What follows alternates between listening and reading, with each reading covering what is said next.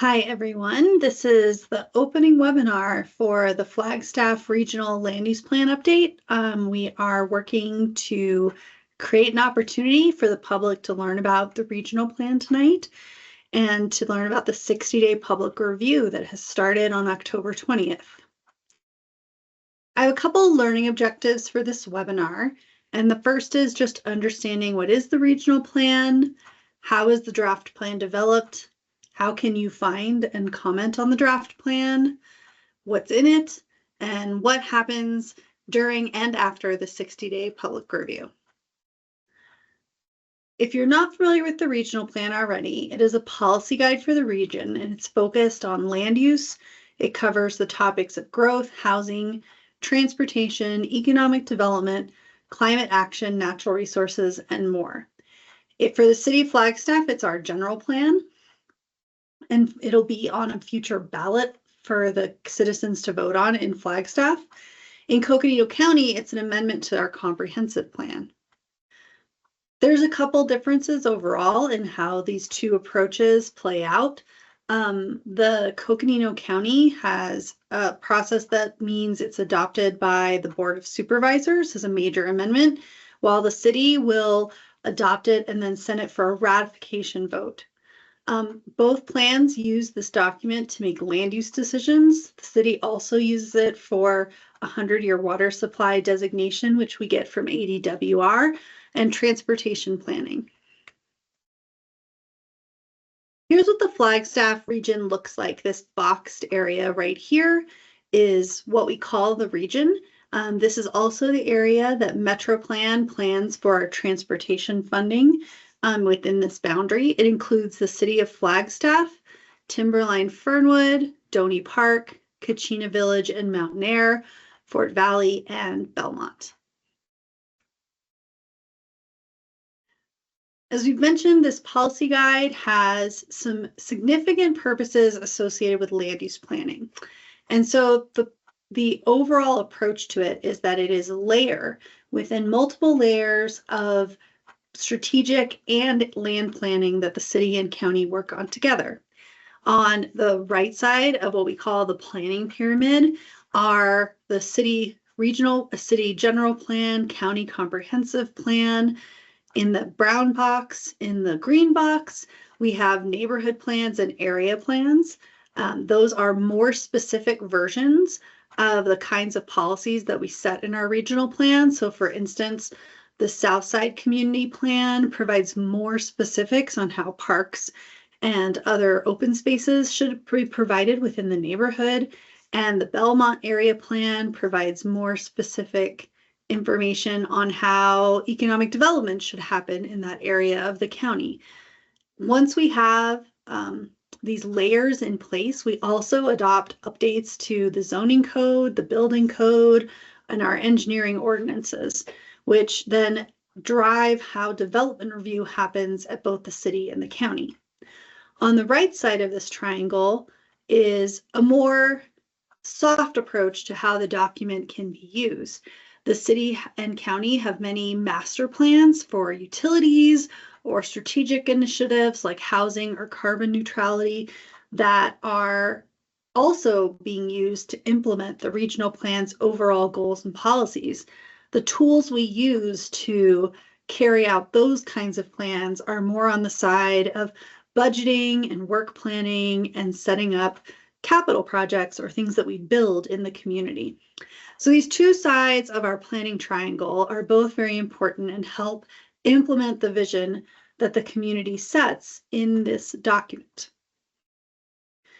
The community has had some goals from our current plan that we've really carried forward into this effort. First of all, the plan was written to hold the government accountable to our publicly derived policies and goals. It guides physical and economic development. It helps establish priorities. And also it is something that the private sector or nonprofit sector can open and use to understand the goals of the city and how we plan to implement different programs and efforts. It also is supposed to encourage predictable decision making, though when we are talking about 10 to 20 years in the future and high level of complexity, that can be one of the bigger, most challenging goals of what the public would like the document to do. So when we set out to revise our Regional Plan 2030, which is our current regional plan, and create this new vision for 2045, we set some factors of what we hope we could accomplish with this document. First of all, it needed to be feasible and implementable. Is it something we could afford? Is it something we could reasonably foresee happening in the region? We wanted it to be user-friendly and concise. To that end, we have reduced the size of the document by almost 100 pages. We also want it to reflect community values. We've had several rounds of public engagement that we'll go over to make sure that what we're writing in the plan is not just a staff-driven effort, but really driven by community conversation. Something we worked very hard to do was set clear priorities and to also work on making sure that when we set those priorities, we do not create internal conflicts in the document so that one chapter points staff and the public in one direction and another chapter in a different one. We really tried to look at things comprehensively. We also worked hard to conduct outreach that allowed diverse cultural perspectives, especially those associated with land, water, and natural resources, to be part of both the conversation and the plan text. We also wanted to incorporate critical thinking about vulnerabilities, uncertainties, and complexities, and so we engaged in a process called exploratory scenario planning. We also have taken a look at the vision of different area plans and made sure those are incorporated. One of the key topics in the current plan is a concept called activity centers, which are supposed to be areas of mixed use and highly walkable areas that would allow the community to have lower dependence on vehicles and more public health benefits to the community overall. We've tried to clarify where those areas should be and how those outcomes can be achieved. We also wanted to address cost constraints and affordability concerns. The city of Flagstaff has put forward a housing emergency, and we consider affordability to be a big issue through the whole region, not just in the city of Flagstaff. The process for updating this plan, as we've said, had a lot of big goals. And so it didn't just start with this 60-day public review. This 60-day public review is really a late milestone that will help us achieve a plan that we can send to the voters and the Board of Supervisors for adoption. But we actually started this process in 2022 when we were looking at just getting out and talking to the community. We ran a series of webinars starting actually in 2021 that were just us putting out information and explaining to people what we knew, organizing our data, tabling at community events. You might have seen us at one of the concerts in the park or at an event downtown where we had art boxes, and we created a lot of opportunities for people just to engage in conversations with us. In phase 2, we really created a more collaborative environment, and we had several rounds of workshops and surveys, and we went to where people were in terms of conducting a lot of those. And then we took that information into a process of developing chapters and presenting those to the advisory committee. The advisory committee was a group of individuals that we'll talk about in a little bit. So they are how we got to this 60-day public review. But here is a list of some of the other ways that maybe you came to some of these open houses, were part of the technical advisory group, took an online survey. These are all ways in which members of the community have had regular opportunities to participate and offer comment in advance of this 60-day public review. So here is our regional plan committee, or a portion of them who came in person that day. They endorsed the plan on Monday, September 30th. This group was selected by the city and county manager based on recommendations from elected officials. They held 15 meetings over the course of 9 months.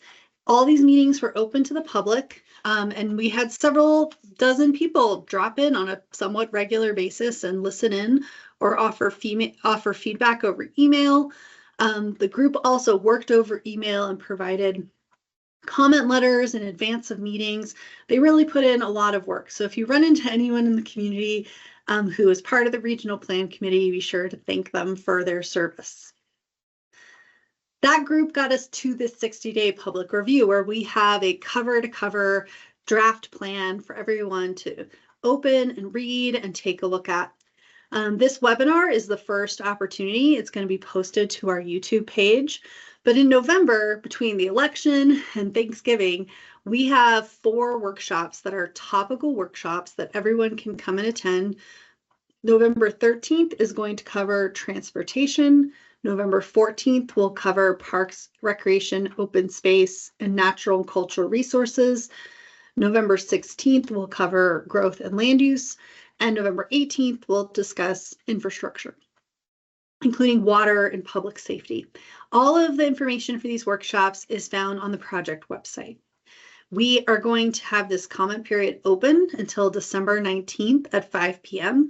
And while everyone in the community has an opportunity to review it, this is also still a time when staff is working on the plan as well.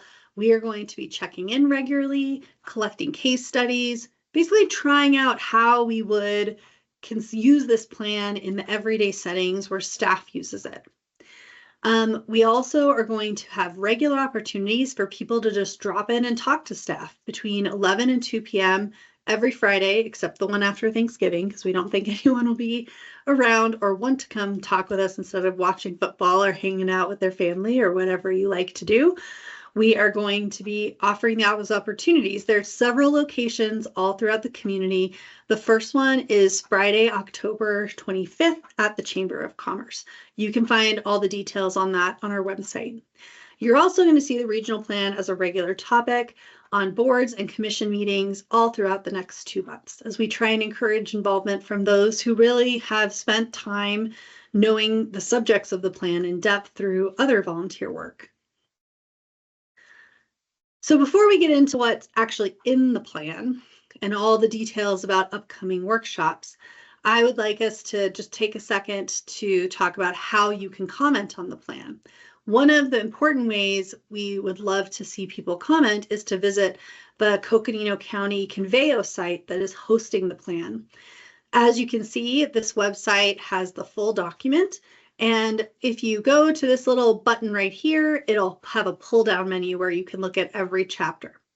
One of the other key things you can do is comment. So right here, you can select and place a comment bubble anywhere in the document. You can also read other people's comments and comment on them. So these are really great ways to have a more interactive review of the document.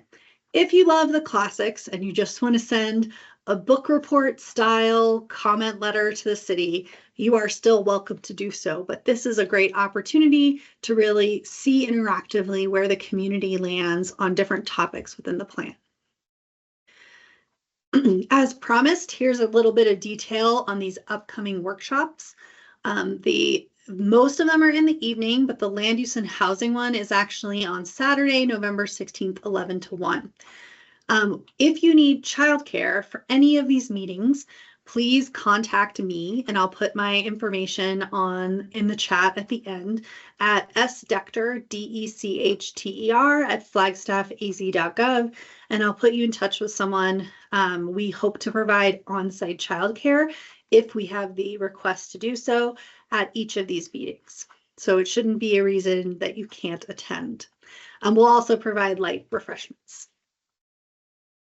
Here's a list of the locations that our office hours are going to be held at. As you can see, it's a large variety of public spaces within both the city and county.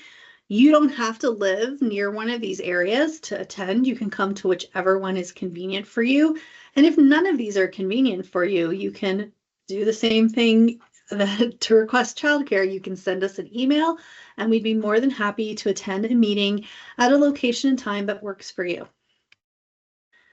So now, after a couple minutes of going over what the heck is going on, let's talk about what's actually in the draft plan.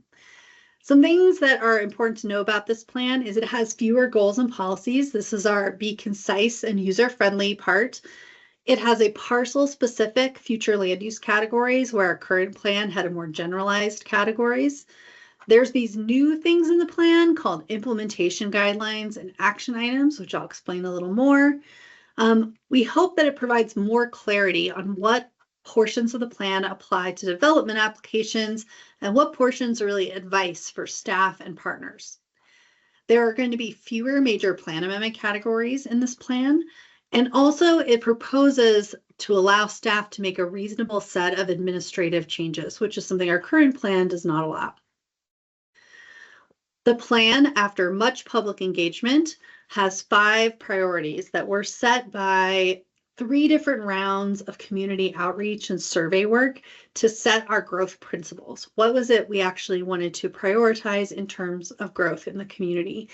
And overarchingly, these are providing more housing attainability, having mixed-use neighborhoods that can support active transportation, reducing our community-generated climate pollution, both for its own reasons and also for reaching the city's carbon neutrality goals, protecting the region's significant natural resources and cultural resources, and making sure our community is prepared for increased hazards, especially fire and flooding. The plan is organized to kind of achieve all these things in 2 sections. The policy section of the plan, which contains a chapter with all the goals and policies, and a growth and land use framework, is the section that applies to development cases, where the implementation section, which includes more topical chapters, really has the information that staff needs to ensure that the plan is implemented and meets its goals.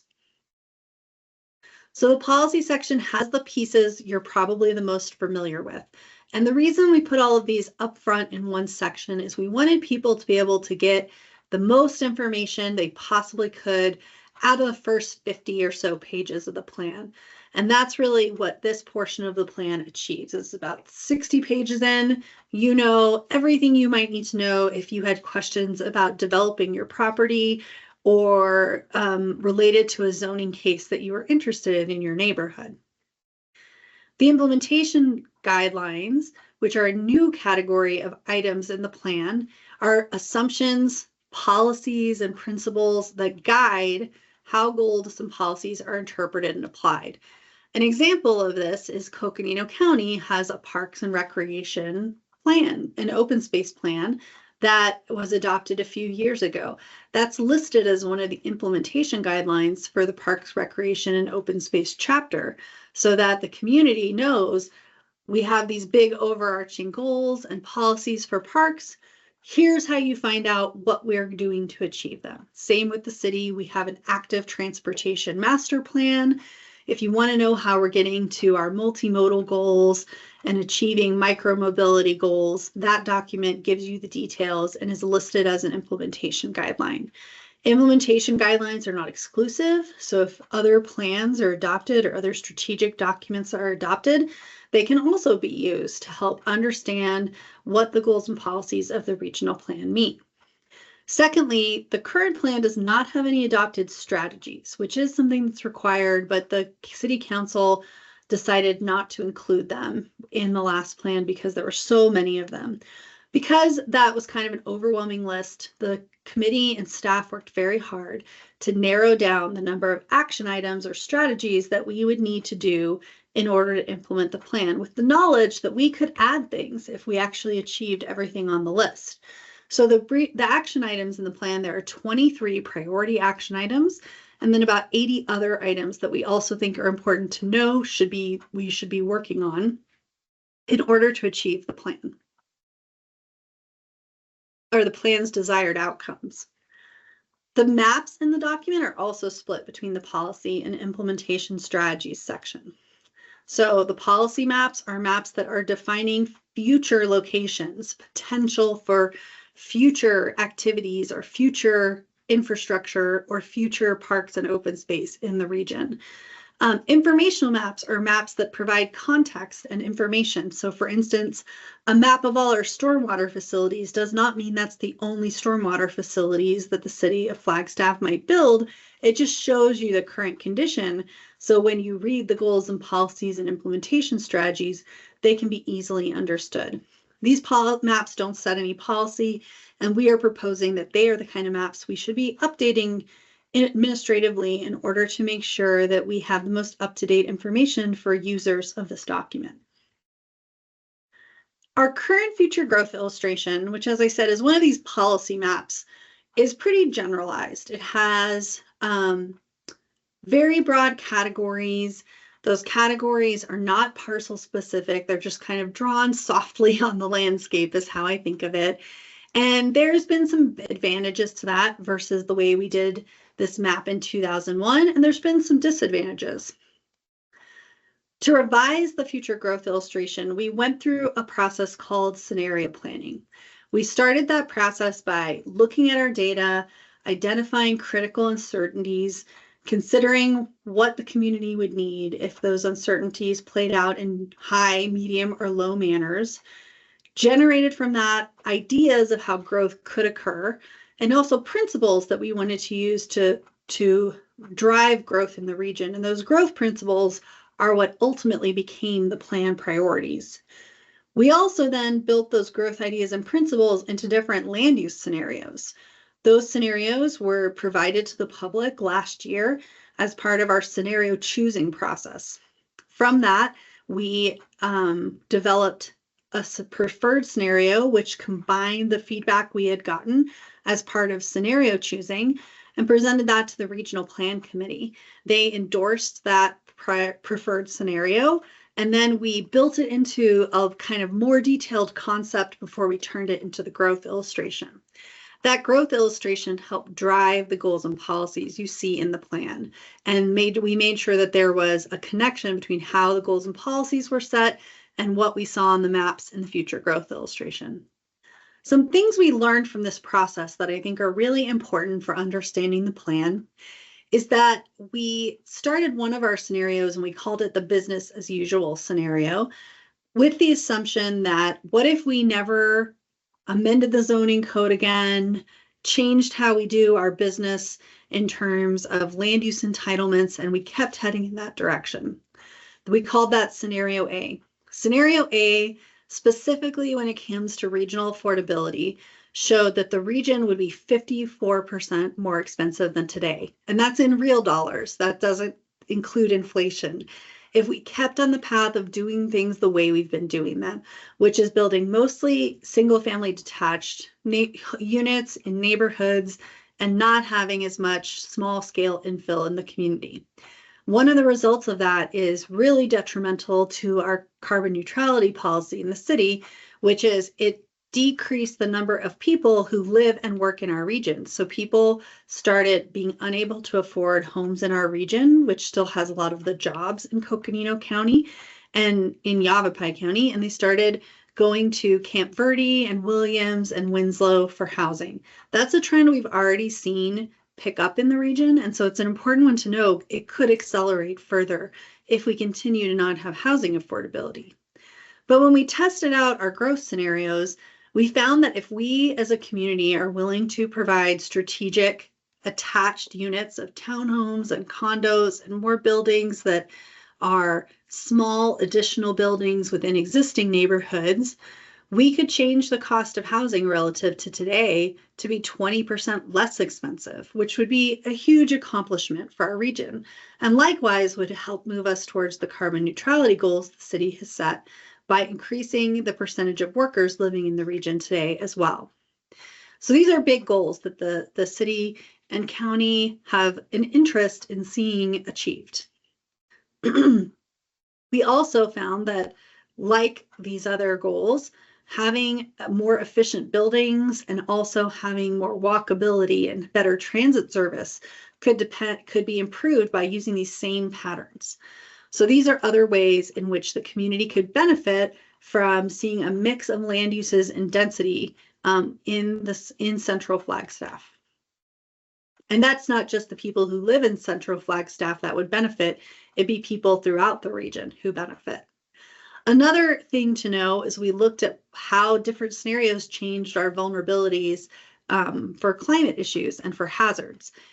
Building the way we do in scenario A means a lot of areas, for about 430 new units would be in areas much like those that experienced flooding after the Schultz fire. We call those alluvial soils. So those are areas that would not be mapped in a floodplain and people would not necessarily think are a risk of flooding, but when fire impacts the watershed, they do see very severe flooding. The preferred scenario does put more new units in some places where there's fire risk, but they're in urban floodplains and the 500-year floodplain. Really, that can often be mitigated by rethinking our stormwater infrastructure. So these stormwater risks in the preferred scenario would be more urban, and therefore it's very important that we be looking at our stormwater systems if this is the land use scenario that we ultimately adopt with a revised regional plan. Another good benefit of the preferred scenario over staying on the path we've been on is it would continue our history of reducing our regional water demand. So all of these ideas came together and we created this revised map. As you can see, this one is parcel specific. This is the draft future growth illustration. It also has more areas that are designated as urban to support the infill and mix of uses that we saw are going to be necessary to meet many of our community goals through the scenario planning efforts. So this is an important map. If you own property within the region, you should look at this map and open up chapter 4, look at what it says about future land uses that would be allowable on your property, and give us feedback on what you think of this potential future.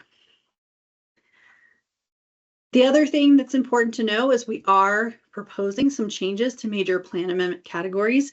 The difference between a major and a minor plan amendment are pretty small, but they're largely about public engagement and how much public engagement. The way I've always phrased it internally is major amendments should feel like the things that are a big deal and that people really want to weigh in on. And minor amendments are the things that have a little less impact. They're also the things that feel a little more routine. They're still important. They still are amendments, but they have a little less structure to the process. So there are procedural differences between major and minor amendments. Major amendments have a required pre-application meeting. They precede any other development application, so you have to do your major amendment and have it adopted before you can do a zoning case or an annexation or a different kind of land use decision. They have a 60-day public review, just like the one we're doing right now for the regional plan, and they must be processed within 1 year of a complete application in the city. In the county, they must be processed within 1 calendar year. They're also a requirement that they have 2 public hearings instead of just 1 with the Planning and Zoning Commission, and they have a 2/3 majority vote of the city or city council or board of supervisors. Minor amendments can run concurrent with the zoning or annexation case. They don't have a unique timeline and they require a straight majority vote. So they're a little different. These are our current categories. We have 9 of them with some subcategories. The urban growth boundary, we have employment areas and special districts, which we've kind of called different categories now. Special districts are roughly equivalent to university and research districts within the city. Urban and rural changes, so big changes, swings between the bottom and top, and then changes around where there are activity centers or not. Also, we have a major plan amendment category for reducing areas that are in parks and open space, for adding or deleting activity centers or moving them. And then also, which really is because they were those bubbles instead of parcel specific ones. And then changing different street categories and adding or deleting policies or changing the criteria here on this page. So this is our current list of major and minor plan amendment categories. The proposed categories are less tied to the activity centers and more tied to broader issues that we learned from the scenario planning process. So decreasing the intensity or density within the urban growth boundary, where the exploratory scenario planning showed us we need to increase our mix of use and density to achieve housing affordability, climate change, active transportation, and other goals. And then increases outside of the urban growth boundaries. So instead of it being tied so tightly to activity centers, the urban growth boundary, which is where we provide water, and I'll talk a little more about that, is more the boundary between a major amendment of certain types, at least in this proposal. It's important to know that we consider changing a parcel to a corridor. Corridor is a type of land use on the land use plan. It's assumed that it should have access to a big road because it's supposed to be for commercial uses. So if anyone wanted to change their parcel to a corridor and it doesn't have access to an arterial or collector road, that would be kind of a big deal. How would you have access? What would the traffic generation look like? That could be something that triggers a major plan amendment in the draft plan. Decreasing the area of parks and open space and federal and working landscapes categories would be another reason to trigger a major plan amendment under the new criteria. And we've kept the one to delete a goal or policy. However, we've offered some more flexibility in this proposal on adding or modifying a goal or policy, changing a land use category within the urban growth boundary that increases the intensity, density, or mix of uses, changing the classification of a road, which now is a major plan amendment, alterations to the urban growth boundary, modifying the boundary of an employment or university or research district and creating a new area, or creating of a suburban corridor parcel along an existing arterial or collector. Those are all ideas of how this could go. And this all, of course, is open for your public feedback for the next 60 days. The last thing is the list of potential administrative changes. As I said earlier, the current plan does not allow for administrative changes, but we've run into some times where the county updated the plan or the city did, and we weren't necessarily able to make those exactly the same because we would have had to basically repeat the process and expense of notifying and all of these other things twice. So some administrative changes is one, we've been asked repeatedly to make the plan more functional as an electronic document. And to do that, we need the ability to update URLs and references so that that information can be easily found and clickable essentially within the document. We also would like to fix Scrivener's errors. Scrivener's errors are very minor errors that are basically, oops, we misspelled that, or oops, somebody forgot to capitalize it. And we'd like to be able to correct those. We always find a few of them after we adopt the plan, no matter how many times we have editors look at them. It's just a part of busy staff and everyone doing a lot of good work in the community. We also like this opportunity to have changes that the city or county makes to the growth illustration in our jurisdiction to be incorporated without having to go through another plan amendment process. So for instance, the county, when they were adopting the Belmont area plan, made some changes to the future growth illustration that the city never adopted because we didn't want to go through a whole amendment process again within the city limits. So we'd like to be able to keep that map up to date. We also think that if the city or county acquire a piece of land and it's dedicated to us as parks and open space, or we pass an ordinance that makes it parks and open space, that should be something that can just be corrected on the map, essentially, so that that information stays up to date. Only if it was in our ownership, I should say. So changes to the names of zoning categories and additions of new zoning categories in some parts of the plan also something we'd want to update administratively. So for instance, if we were to take a zone that's currently called community commercial and rename it, neighborhood commercial, we want to make sure that those can stay up to date, especially in places where we cross-reference the city and county zoning code with the plan. And then the last is any factual updates to an informational map or appendix. So if we get new data on floodplains or new data on where prairie dog colonies are, or new data on soil types, those kinds of things that don't necessarily drive policy, they're on the informational maps. That's something we would like to be able to update administratively.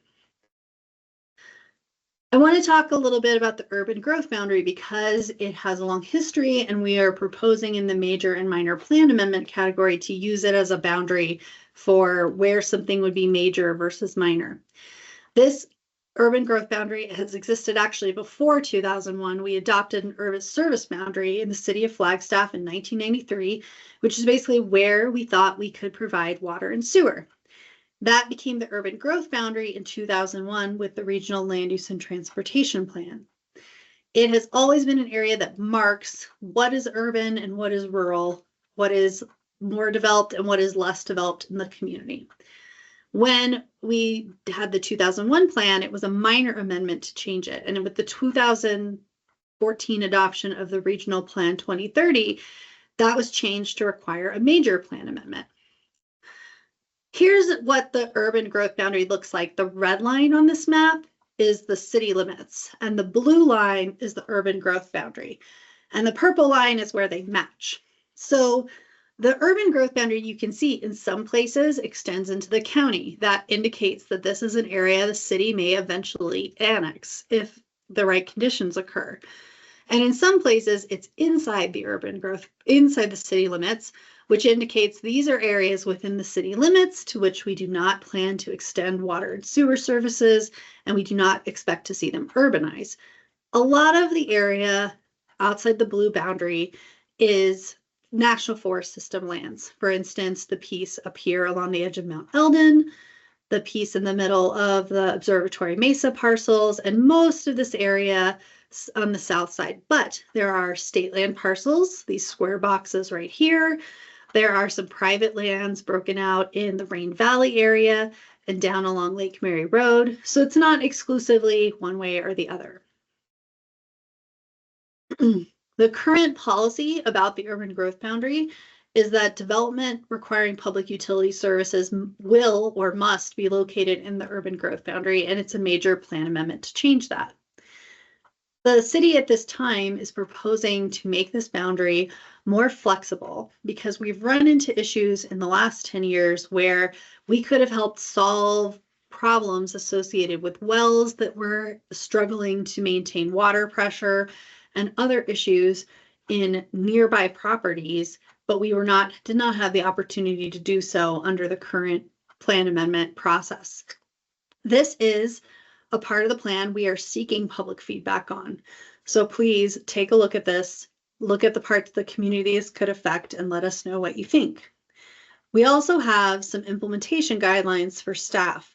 When a plan is adopted, so if this one, it goes to the voters in November 2025, and it's voted, yes, we want to move forward with this plan, many other city departments have to update their policies and programs in order to align with the new direction.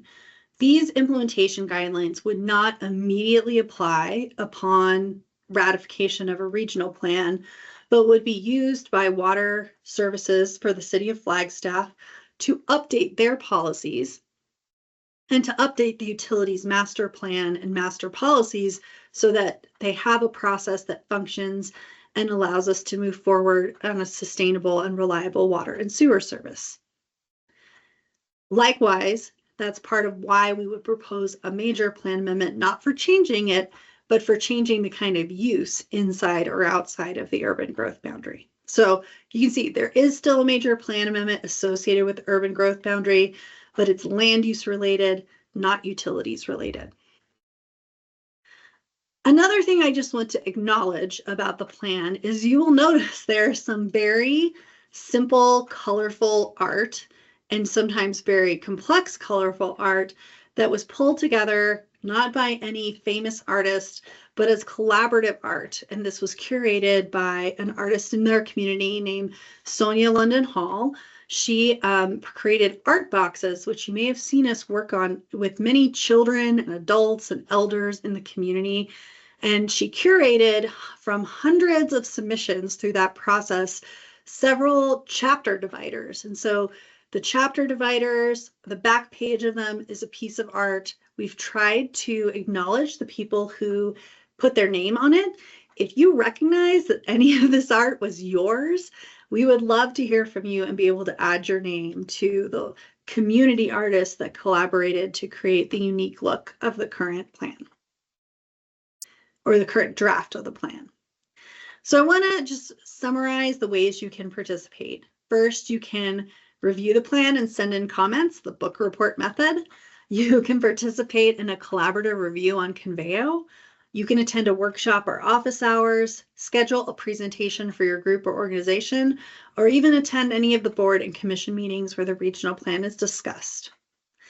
Also, you can email myself or Melissa Shaw, mshaw@coconino.az.gov, who's the long-range planner for the county.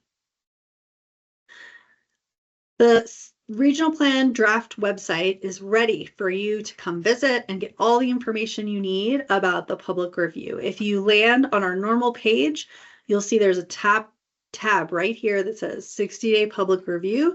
If you're looking at this on a mobile device, you'll just swipe to the right and then, or I'm sorry, swipe to the left, and then you will also have the opportunity to look through this material.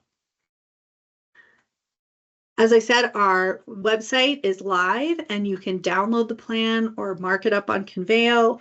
We are also dropping off this week hard copies at the Main and East Flagstaff Library, so you can visit the reference desk and ask for a hard copy to flip through. We also are going to keep a copy of the plan at the city and county community development front counters. Or if you really are interested in diving in, you can contact us and request a study box. We'd be happy to give you a hard copy with some other materials so you can review and feel comfortable with what you provide us in terms of comments. After the 60-day review is done, which, reminder, all the comments are due December 19th at 5 p.m., staff is going to take these and analyze the comments, incorporate them into a new draft. We're also going to look at those staff testing outcomes and our case studies. If there are complex issues we'd like more feedback on, we may hold another regional plan committee meeting. And then there's kind of this period where we're sending it off for a final legal review. As you can imagine, with the broad topics that are covered by the plan and a whole suite of Arizona revised statutes, we have to look at the plan and decide if it's up to snuff in terms of all the actual legal work it's required to do for the city and county. Then we will have a retreat with the Board of Supervisors, City Council, and the Planning and Zoning Commissions in March or April. The city will conduct our public hearings and then send the plan to the ballot to be ratified. And then Coconino County will hold public hearings and amend their new comprehensive plan to include this. I should mention, and maybe Melissa would like to chime in here if she's listening, that the comprehensive plan for Coconino County is also being updated currently and is under review by staff at this time and their committee. So these two documents go hand in hand, and we have been working to develop them together and ensure that there are not any conflicting policies.